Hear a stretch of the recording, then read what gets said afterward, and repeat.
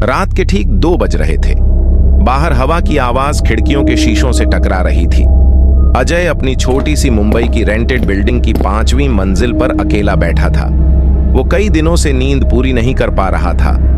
वजह थी बगल के फ्लैट से आने वाली लोरी की आवाज। हर रात ठीक 2 बजे जैसे कोई औरत धीमी मीठी आवाज में गा रही हो, सो जा रे नन्हे, सो जा। आवाज इतनी साफ होती थी कि लगता था दीवार के उस पार कोई बच्चे को सुला रहा है।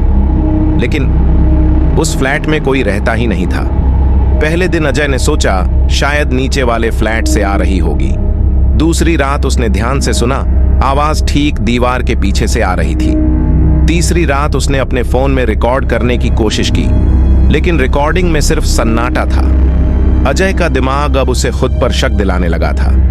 दिन में वो बिल्कुल नॉर्मल महसूस करता, पर रात होते ही जैसे हवा में कुछ बदल जाता। उस फ्लैट का दरवाजा हमेशा बंद रहता था, ऊपर से धूल जमी हुई और चिटकनी पर मकड़ी का जाला। फिर भी हर रात वही लोरी, वही आवाज। एक रात उसने हिम्मत की, दीवार से कान लगाकर सुना। इस बार लोरी बीच में ही रुक गई और पहली बार किसी ने दीवार के उस पार से धीरे से खटखटाया। अजय पीछे हट गया, सांस तेज हो गई। कुछ सेकंड तक सन्नाटा रहा, फिर एक ठंडी हवा का झोंका उसके कमरे में आया। उसने देखा खिड़की बंद थी। फिर ये हवा आई कहां से? सुबह होते ही अजय ने वॉचमैन से पूछा, भाई बगल वाले फ्लैट में कोई आया है क्या? वॉचमैन ने मुस्कुराते हुए कहा, साहब वो फ्लैट तो 3 साल से खाली है। वहां रहने वाली औरत और उसका बच्चा, दोनों की मौत हो गई थी। बच्चे को रात में बुखार था और वो उसे गोद में लेकर लोरी गाते हुए वहीं सो गई थी। बस फिर कभी नहीं उठी। अजय के शरीर में झुरझुरी दौड़ गई। उसने उस दिन कमरे की दीवार पर ध्यान से देखा।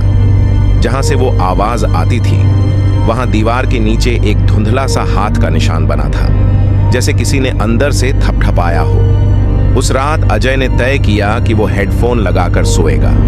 लेकिन 2 बजे जब सब कुछ शांत था, अचानक उसने महसूस किया कि किसी ने उसके कान से हेडफोन हटा दिए हैं। कमरे में कोई नहीं था, पर पीछे से वही आवाज फिर गूंजी, सो जा रे नन्हे, सो जा। और उस दिन के बाद अजय ने वो फ्लैट छोड़ दिया। पर नए घर में पहली रात ठीक 2 बजे खिड़की के बाहर वही लोरी सुनाई दी, धीमी, मीठी और अब बिल्कुल उसके पीछे से।